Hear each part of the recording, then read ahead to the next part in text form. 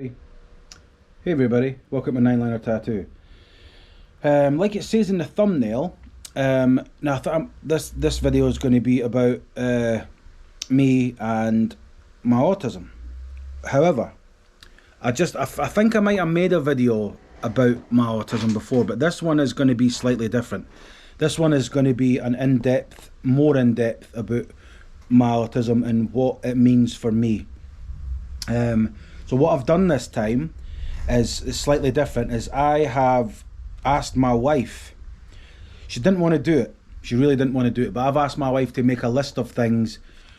Doesn't have to be good or bad, but that's the most compartmentalized way people understand things is a list, a good and bad list of autism and us for a change. So yeah, I've got a list here of things, some good, some not so good, some bad, some funny I suppose, some nice, some not, but it's the truth, which is the main thing for me. So yeah, we're going to get into that, but I wanted to start by saying something. I don't think it's controversial because it's my opinion and I don't really care. The logo for autism for the longest time has been this.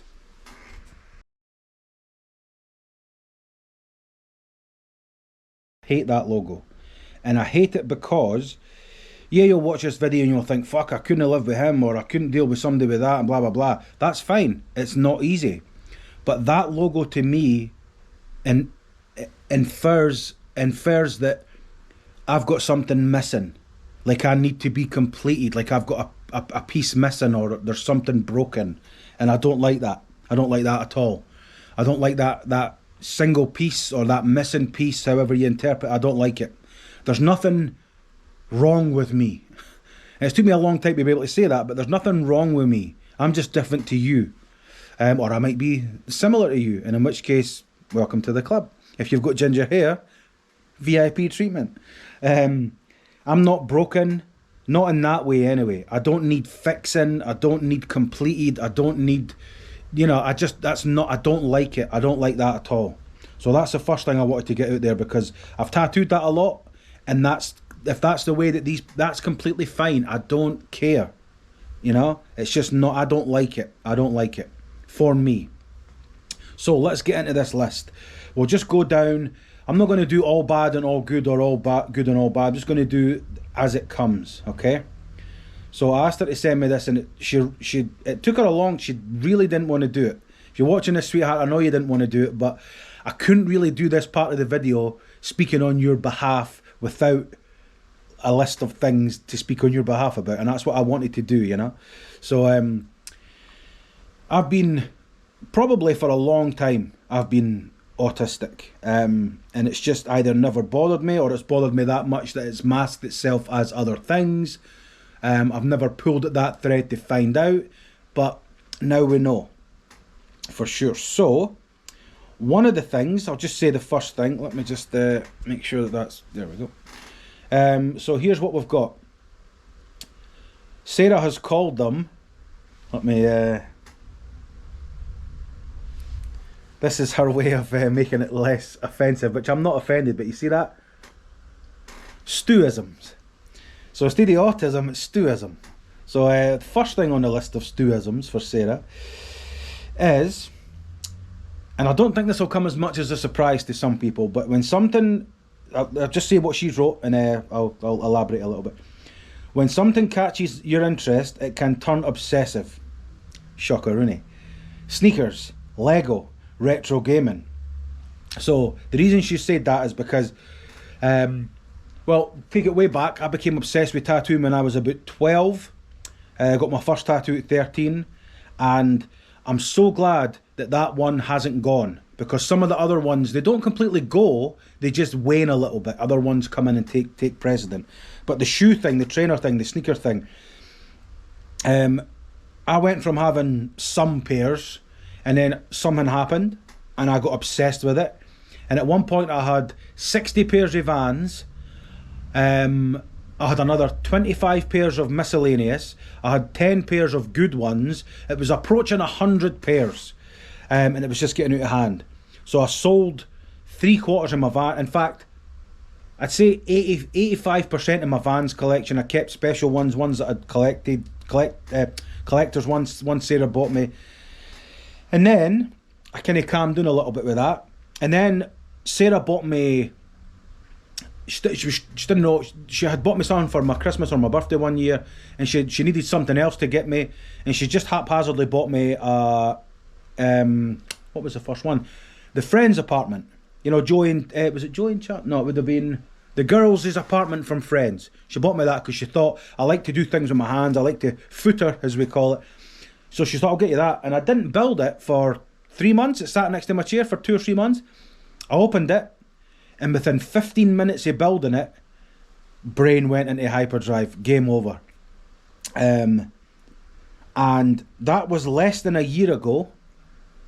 Maybe a little over a year, actually. I tell you, maybe a little over a year. I'm laughing, but you'll see why in a minute. And I'm in the shop at the minute, so let me just take you and show you what's in the shop. This is not all of it. This is just a part of it that's in the shop, okay?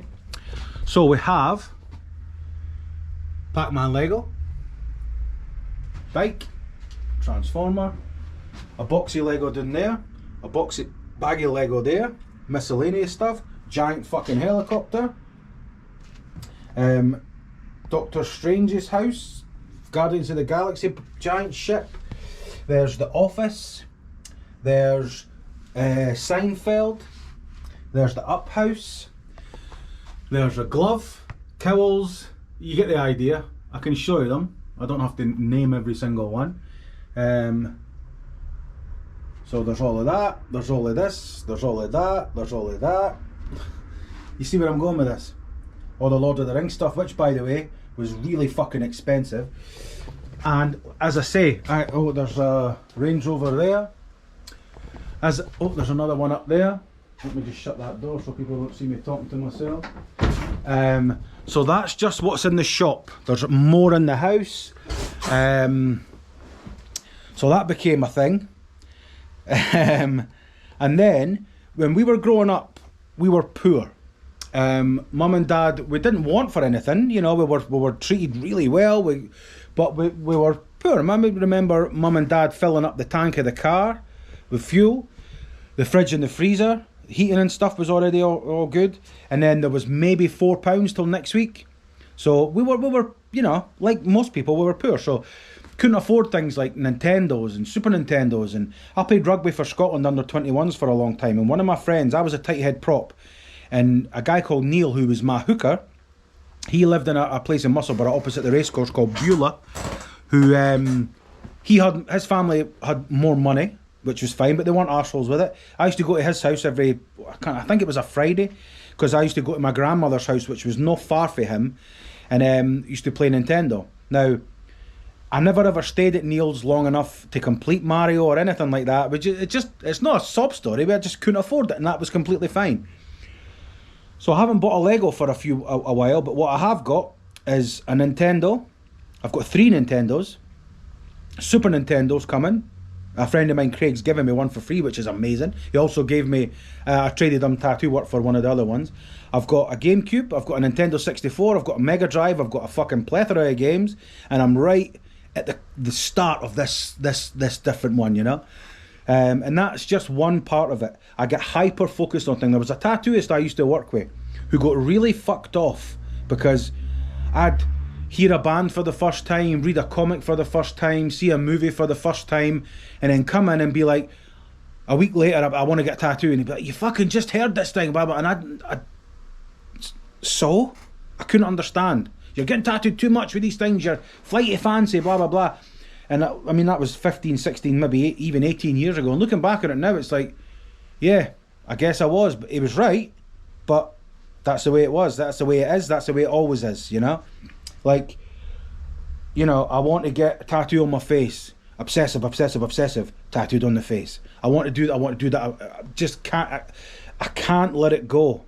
And the best way to describe it is, and it's the way that I've come up with it over the years, explaining things to Sarah, it's like a sneeze in my brain. Imagine you're, and then stops. But instead of, oh, that's away. That's, you know, you get that, it's gone. Imagine you, and you get to that, and it doesn't go away, and it doesn't sneeze. That's what it's like for me in my head sometimes. It just, until I fully submerge myself, man, speaking's also hard, fully commit to the thing, it doesn't go away. And it can be like that. I can wake up at 4 o'clock in the morning and be like, oh, I really want, and it just, that's why I thought for the longest time, and I do have OCD as well, but for the longest time I thought it was just OCD, because I had to think, I had to do it, I couldn't, and it was bad, and it's still not great, but it can get out of hand really fucking quickly. Which leads us on to part 2. We'll eat the same food for weeks and weeks, then go off it and not eat it again for years. I have an issue with compulsions with food with my autism. Now, that doesn't mean I'm compulsive eating, like Prada Willy or nothing like that. It means, like, for example, I was going through, the little craft boxes of pasta you get? I'd eat that every day. That was what I had. When I come home from work, that's what I'd eat. My wife would make it for me with some ham in it every day for maybe 2 years, a year and a half, something like that. And then one day, sit down, eat it, and the only way I can describe it is the taste that might taste like cigarette or coins or just nasty. It just, my brain goes, nope, and then I'll never eat that again. And it can be really fucking difficult, that, because that in itself can be difficult. But the transition period between finishing the Kraft cheese box, for example, and starting the new thing, which might be an omelette, can take weeks till I find that thing, So you want, and I'm not wanting that. I don't want that. I appreciate that. I don't want that. Don't want that. I'll get a pizza. Oh, I didn't really enjoy the pizza. I have a real bad relationship with food. I always have done, whether it is eating too much, whether it's eating the wrong things. And now this fresh hell, which has been like this for years, 10, 12 plus years at least. The same thing, eat, the same time, and then never again. And that can be a nightmare, especially for somebody like my wife, who is obsessed with me coming home from work and me not having to cook my own food. I don't mind, but no, you're working, I'm doing, what do you want? And I'll be like, nothing that we have. And so she feels, it can just be a fucking real problem. That's a huge issue for me. Which leads me on to the next thing, which is food related. People where is it? It's in a different order, but there's rules around food, touching food, preparing food. No one else can be near food, so no buffets, etc. My wife, I'm aware that this is going to come across that I'm a shocking husband and my wife's got a life of hell, but this is just the way that it is, okay? My wife, I can't come through the kitchen when my wife's cooking my food, because if I see her touching my food, I can't have it. She can't touch my cutlery. Cutlery, I'm a fraction away from taking cutlery to restaurants. Whenever cutlery comes in a restaurant, it gets scrubbed within an inch of its life by me, and they give you the fucking look as if they say, what are we, dirty bastards? I can't do buffets, I can't do fingers food, I can't share food, I can't drink out the same bottle, I can't do any of that. It makes me feel sick just thinking about that. I went to Australia a few years ago to visit family, stayed there for a month and a bit, and first night we got there was late, we went to sleep, woke up, went out, and then a couple of nights later we went to meet the rest of the extended family, and there was a big, everybody helped themselves, and I just, Sarah's looking at me and I'm like, and she's like, you want to just try it? And I'm like, okay, and I got up and I walked to the table and then just turned round and walked back. Nope, can't do it. One of my cousins found out about it and then proceeded to take the piss out of me for the whole month and a half, which is as you would expect, but I just can't do it. I can't do it at all. I can't think of many worse things, to be fair, than sharing a bottle with somebody else touching my food. And that's the woman who I trust and love more than anything in this world. And when this all first started coming out and getting worse and worse and worse years and years ago, it caused fights. A lot of these things cause fights, which moves me on to my next point. Where is it? Gets frustrated very easily over things that she wouldn't find a big deal. I can lump that in with another part which says no greys, black and white. I am, and this is a huge characteristic of people with autism, I don't understand lies, and I do understand, I just don't understand why society expects me to do that. I understand that people's feelings can get hurt. I understand that now, Sarah, I understand things better now, but it still doesn't change the fact that I won't do it. You know what I mean? Things annoy me. I can go from 0 to like I've been prodded for an hour in a heartbeat. And sometimes I cry at the things that annoy me. And what by that I mean, I love my wife more than anything, my family, then dogs. Dogs are most important. But even my little chihuahuas, they go out and they're girls. They go out, they'll pee, they'll come back in and they want to clean themselves. I understand that. My brain understands that. But they can only get about 10, maybe 15 seconds of that licking before I'm at 100. And I have to shout and say, stop that. And Sarah's like, you can't do that. So we argue about that quite a bit. Or I have to get up and leave, or I just get fucking pissed off. And I wish I could change it, but I can't. Things like that upset me. They make me cry later, and when the anger's I just get. I never hurt them. I'm never nothing like that. I'm not. But it just. And the things like that, I can be having the best day, and it can just ruin it instantly. It just makes me go from 0 to fuck this in a heartbeat. And a lot of my autism I love. I love the focus it gives me. I love certain things, but some things I really wish I could take away. That's one of them. Chit chat. I don't like stop and chat, as Larry David calls it. When we started watching Curb Your Enthusiasm, Sarah had never seen it, and I started watching it again with her. And within about 5 episodes, she was like, holy fuck, you're Larry David with hair. There's no an episode goes by where I'm not watching it thinking 100% sense is made there, and Sarah's like, oh fucking hell, man. And like I say, the stop and chat thing, I can come across, I think she's maybe said this. Has she said that? Having to remind me to be nice as I can come off rude. Like, for example, we go to Asda sometimes, and you're in the queue, and I know the staff there have been told to, how's your day going, blah, blah, blah. Oh, I've got this tattoo, or I've been out. I just, like, that sneeze thing happens again, and I'm like, I don't really think that's any of your business what I'm doing. And Sarah's like, shut, fucking hell. And I'm like, no, it's not really any of her business. I know, but some things I don't understand why it's not okay to say, because it's true, I don't want to tell you how my day's going. At the risk of sounding what apparently might be a cunt, I just want you to do your part of this transaction, i.e. scan the stuff, put it doing the thing. I'll do my part of packing it, paying, and then going home. I just don't understand the inane chit-chat thing, like walking down the high street. Hey, how's it going? Good, okay. What's been happening? Life? Cool. Now, so I'm led to believe society would tell you that you're now supposed to go, how's the family? How's this? What about the weather? Blah. I'm not doing it. I don't like it. I don't think I should have to. I don't understand there should be a transaction between two people that makes one of the two people hate themselves for an hour after it. That's not fair. I don't like that. I don't like that at all. So I'm not going to do that. Having said that, I understand that if you spend 4 hours with me in here, or 3 hours with me in here getting tattooed, and I see you in the street a week later, and I'm walking to get some lunch, or I'm just out, and you want to talk about tattoos, why wouldn't you think that's okay? I fully understand that.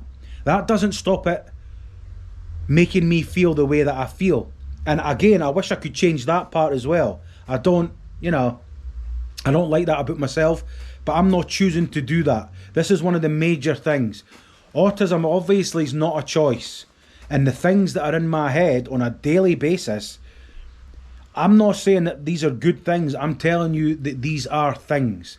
These are the things that happen to me every single day, all day. So maybe I might come out of this and folk might think he's a fucking prick. And at the end of this video, people might think, Jesus Christ, no wonder he's tired all the time. No wonder he's a bit crabby sometimes. If you know, I get it. And that's why I'm making this video, is so some people might see me in the street and go, hey man, how's it going? And then if I just keep walking, they might think, fuck it, oh no, wait, I've seen that video. He's no a cunt. He's just, autism is just something he can't control. All right, that's fine, you know, and that's enough. Or maybe somebody else that it might affect in the same way. Do you know what I mean? So yeah, that, and they're getting frustrated with things.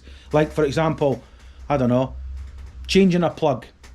If I can't change that plug within 5 minutes, fucking plug bin. Now, some folk might say that's a man thing. I don't do that. I don't do that man-woman thing, you know. It's just a thing that annoys me, you know. Some things annoy me, some things frustrate me.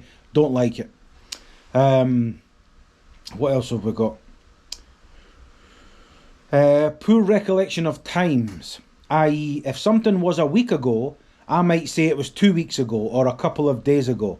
That's bad for me. I'm really bad for that. So I'll be telling a story and I'll say, oh yeah, that was like 6 weeks ago, and it was like 4 days ago. Or I'll say that was a couple of years ago and it was 6 years ago. Or, you know, I don't know why that happens. That's just one thing that I do that really fucking, I know that annoys Sarah. It really annoys her. I'll say, oh, aye, it's been years.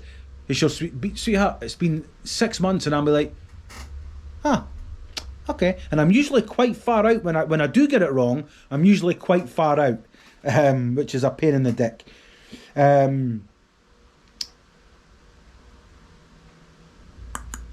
What have we got here? Sensitive to certain materials. Now, when I was in school and I was writing, this part, I'm holding my camera, so see that part there where it says tired? Is that sick or tired? That one's sick. Where that says sick, that's usually where your hand would be on the paper when you're writing in school. I had an aversion to the paper, so I'd have to write. That's why some people are going to say that's bullshit. No, that's why my handwriting's like a doctor. It's not great at all, because for a long time I couldn't put my hand on the paper because of the feeling of the paper. I had to hover my hand, so I had no, you know what I mean? And that's a huge thing. Cardboard, like the inside of a toilet roll tube. Sarah will often, you know what she done last week? She's a sneaky fucker. 2 weeks ago. See? Get it wrong. Maybe 2 weeks ago. I got a delivery for Amazon and it came in a cardboard box packaging thing and I couldn't touch it and I was like, ugh!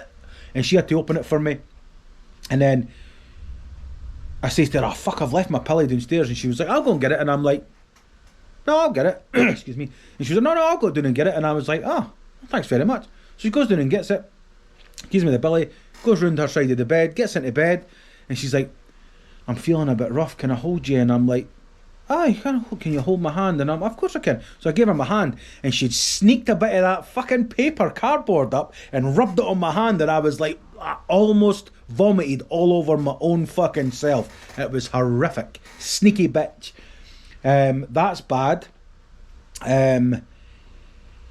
Now, I'm not a sex story guy. You've probably heard that a million times. I don't drink, I don't do drugs. I'm not a sex story guy. I don't scratch my bollocks. I don't clear their throat. But sometimes, when two grown-ups love each other, the lady grown-up will buy clothes that makes the adult grown-up go, oh, if you know what I mean.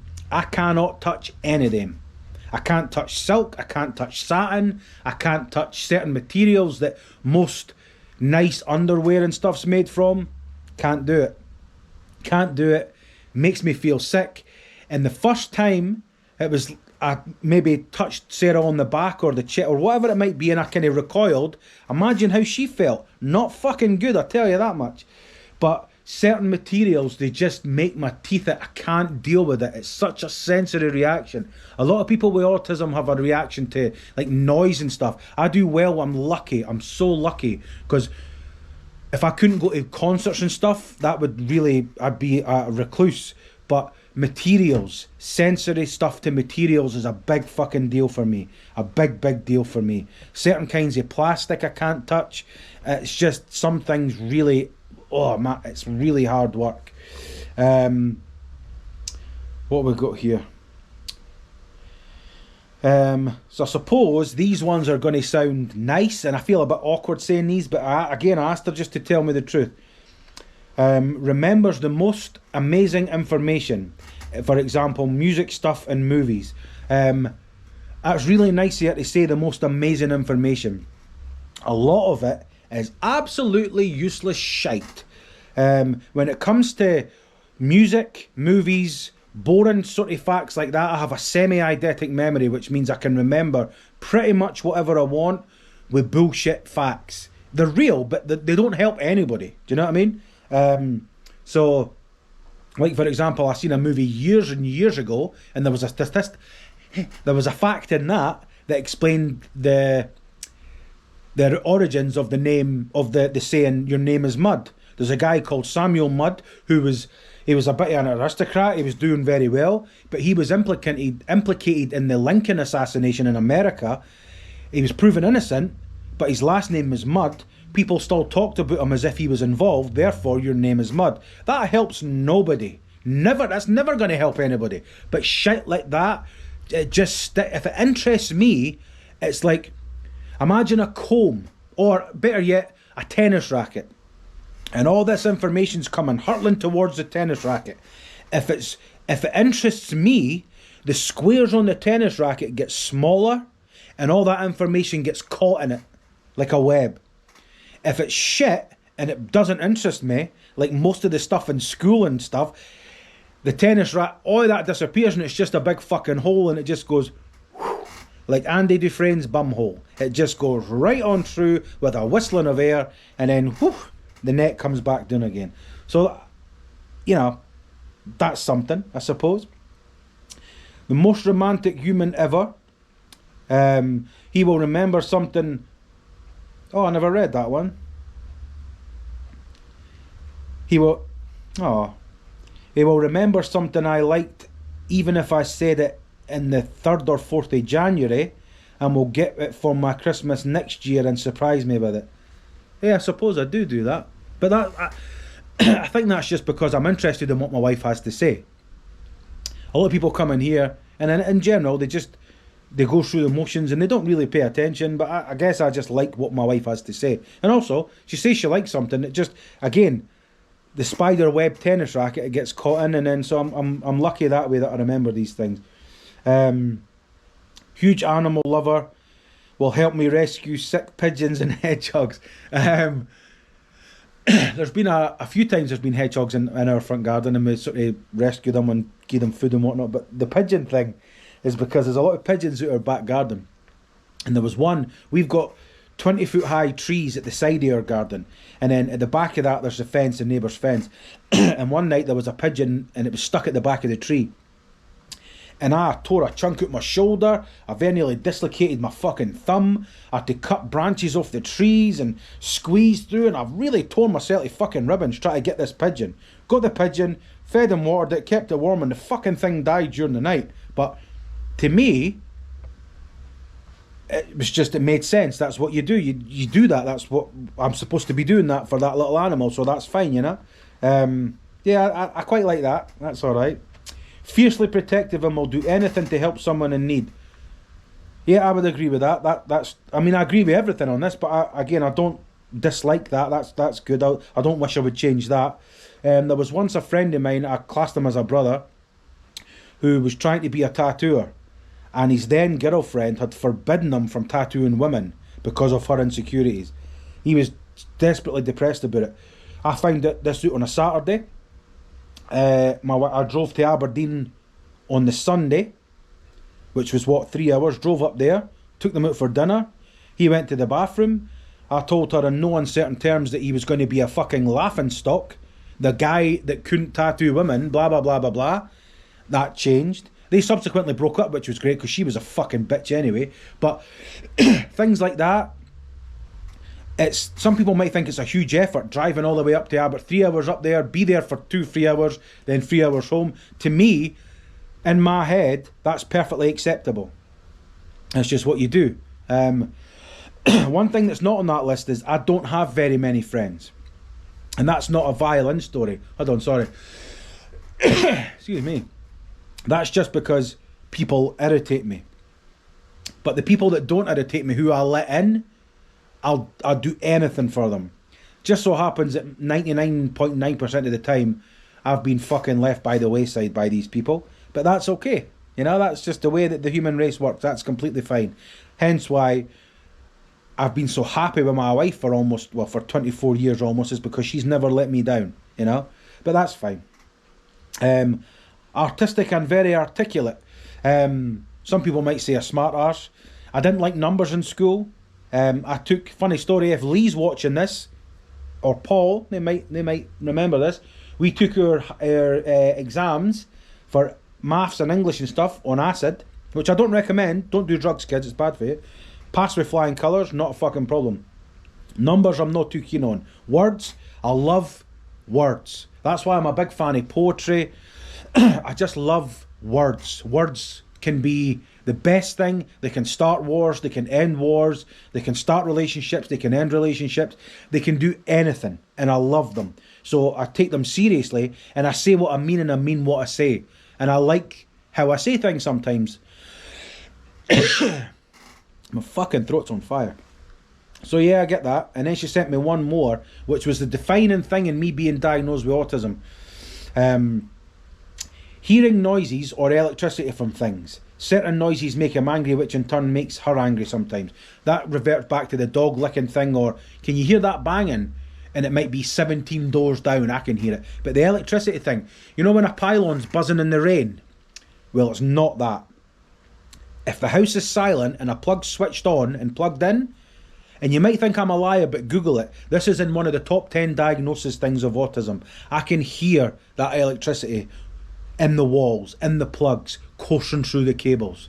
And it sounds like a bullshit story, and that's fine, I don't care what you think, that's alright. But it's true. It drives me fucking mental. Which is why there's always a TV on in my bedroom at night. There's always something I can't, like, I'll be asleep for 4 hours, the deepest sleep. My wife will turn the TV off, and within 30 seconds I'm like, you alright? She's like, fuck. And I can hear the electricity. And it drives me insane. I thought I was having a breakdown, because at one point it started to get really loud, and I said, how can you not hear that? And I'd get annoyed with Sarah. Sarah would get annoyed with me because I was annoyed with her, and it was just a fucking nightmare. I'm going to pause this and have a little drink of juice. 2 seconds. Sorry about that, I think it's because I'm talking so much shite, my throat's burning. But yeah. So that's the list that my wife wrote. I don't have too much to add, other than I know that a lot of people, like, if they fall out with a close friend or a family member, it can really play on their mind. They can think about it a lot. I have this, for good or for bad, unique ability, which I think a lot of people would like to have, where it'd be like, okay, that's it. It's that black and white thing. Cut off, done, out, game over. And I won't think about that person till somebody brings them up, or they come up organically in a story, like my friend that I unfortunately don't speak to anymore. However, it just doesn't upset me the way it upsets other people. Neurotypical, whatever I don't want to say normal, because what the fuck is normal, but neurotypical people, it just doesn't bother me. Cut you out, fine. I might think about it every once in a blue moon, but it doesn't keep me awake at night. You know, it just doesn't. I don't care. I can switch it off, and then if I want to switch it back on, I will. If I don't, then fuck it, I won't. It doesn't matter. Like the hyper focus is good for tattoos and drawing and stuff, but it's also really bad, because there's nobody worse critic of the stuff I do than me. Believe the fuck out of that. There's nobody a worse critic about me than me. No chance. I'll spend 6 or 7 hours drawing something, and I'll show it to Sarah, and she'll be like, you can do better than that. And years ago I used to go, oh, for fuck's sake, man, I put my heart. Why would she say that? Just to be a dick? No, she's obviously thinks that I can do better. And then I'll draw something for hours, or paint a big fucking Sistine Chapel in my head, and then Sarah will be like, that is amazing. And then I'll leave it, I'll go for a shower, I'll go for a walk, come back and look at it and go, fucking hell, that is dog shit. And then start again. You know, I won't even show you the piles of half-finished things that are probably okay, but halfway through them I'm like, fucking hell, that thumb's weird. Oh Christ, what's wrong with that eye? It looks like the advert if you're having a stroke, you know? Things bother me that way, you know? But for the most part, it gives me hyper focus to focus on the things that I love. and to just discard the things that I don't, which wasn't easy at school, right enough, like I said, but hey, such is life. So, unfortunately, I've been filming a lot of tattoos, and I've got quite a few memory cards, and that's the fifth one I've put in, and it's only got now a minute left on it. So I'm going to have to stop this for now, go home, take the footage off, and I'll maybe finish filming some of this stuff another time.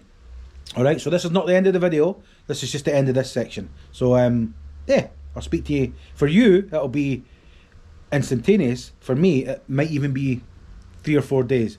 So, it'll be instantaneous for you.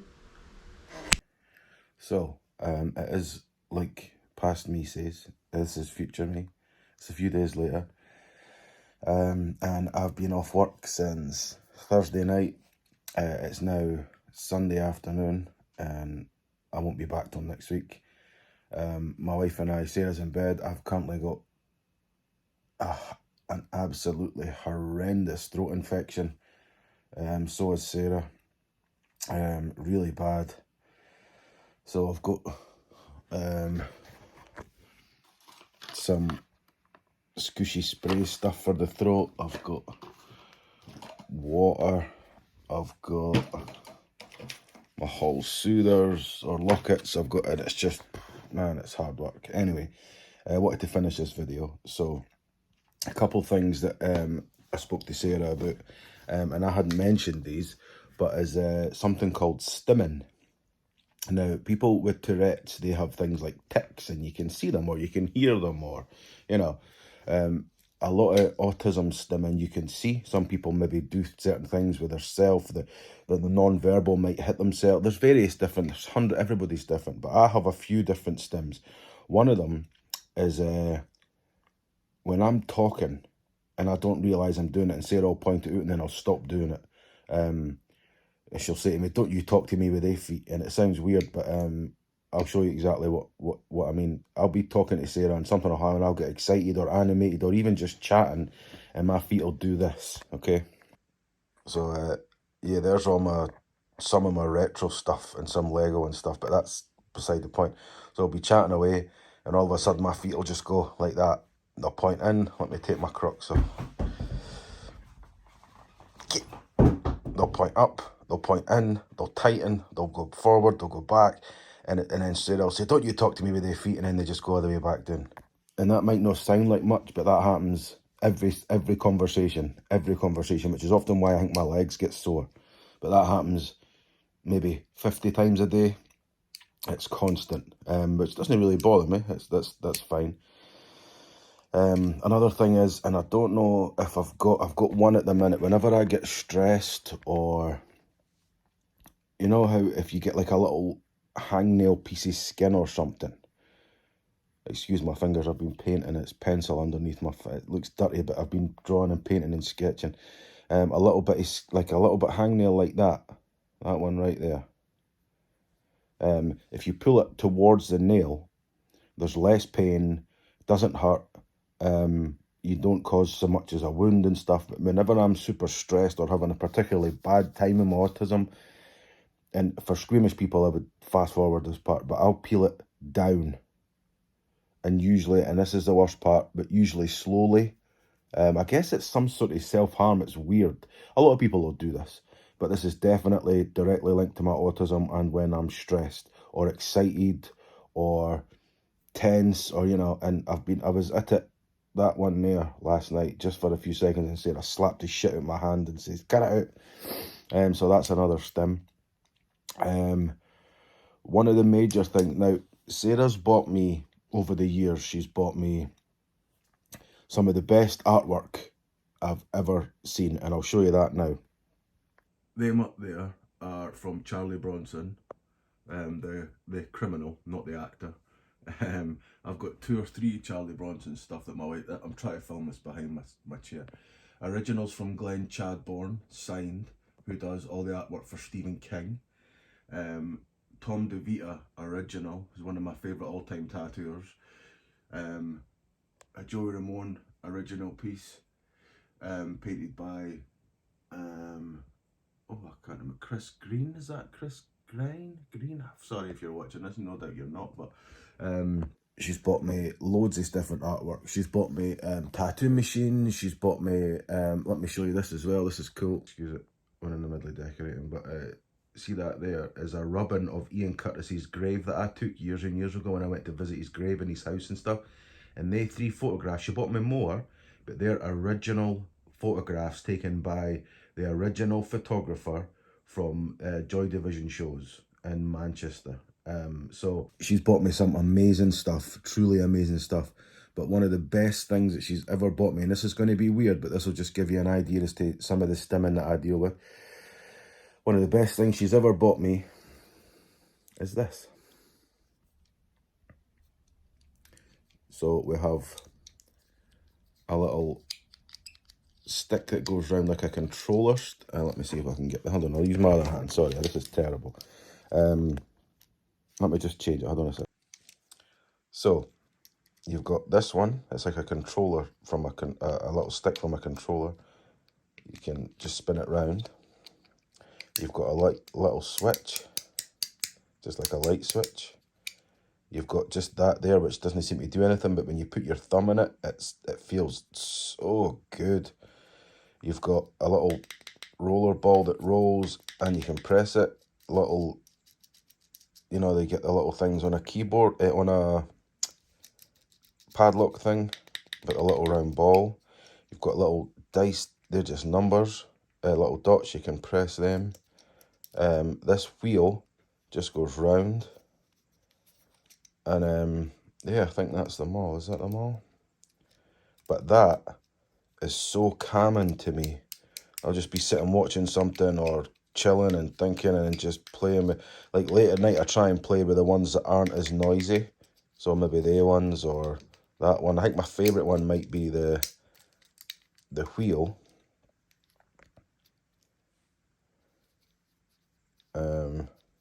And the thumb one. It just feels good to put your thumb in the groove, you know. So, oh shit, sorry. So they're all things, they're some of the stims that I have. And that little, this really helps calm me down when I feel my fingers are getting bad, if I'm picking my fingers, which I don't do that often at all. Maybe once or twice a year, or maybe 3 times a year, but when I do, it's usually all fingers are bleeding, and it's embarrassing, but it is what it is, you know. I don't do it that often, like I say, but sometimes things will come along and just it's too much, you know. I'm sure I've got other stuff, but for the sake of ending this video before everybody really gets fucking bored, we'll leave it at that. But I was going to put a tattoo on this video, but I don't think I will. I think I'll just leave it as is. So if people want to skip this video, that's okay. This video was more catharsis for me and trying to explain and maybe just help someone else. You never know. But thank you very much for watching. If you also feel like you might have autism, reach out and I can help you guide you as to maybe the best way to deal with it with a doctor, etc. If you just want to reach out and say this has made you feel better, this has made you feel worse, this has been shit, this has been good, whatever you want to do. But this is my life, and for better or for worse, this is how it is. And please excuse the voice in the latter half of this video, but my throat is fucked. I won't show you inside my throat because that might get me banned for YouTube because it's really red, it's angry. Now I don't smoke, I don't drink, nothing like that, but it looks like I've been, I don't know, there's a scene in a movie called Smoking Aces where, you know, Chibs for Sons of Anarchy with the big scars, a Scottish actor for Braveheart, etc. He's trying to get his voice, he's a hitman, he disguises himself with makeup and scars and stuff, and he's spraying fucking like bleach or some shit in his mouth and taking loads of drags on cigarettes to get his throat all rough, and I don't know why, but it makes me remember that. But anyway, I digress. Thank you very much for watching, and I hope I haven't offended anybody. I hope maybe some of you have an understanding as to why I can be the way I can be, why I can sometimes be tired, why I can sometimes be grumpy, why I can sometimes be an absolute prick. But mostly, this is just what it's like to be me with autism at 44 years old. Alright? Thank you very much, and take it easy. By the way, this is the Home Alone house made out of Lego. This usually goes away, but it comes out around about Christmas time because let's be honest, Home Alone's a Christmas movie. So yeah, if you're wondering what the fuck is he doing with like that, it's a Home Alone house. I won't open it up, but it's all inside, and you know, it's pretty cool. Anyway, thank you for watching, and take it easy. Bye. Have you subscribed yet?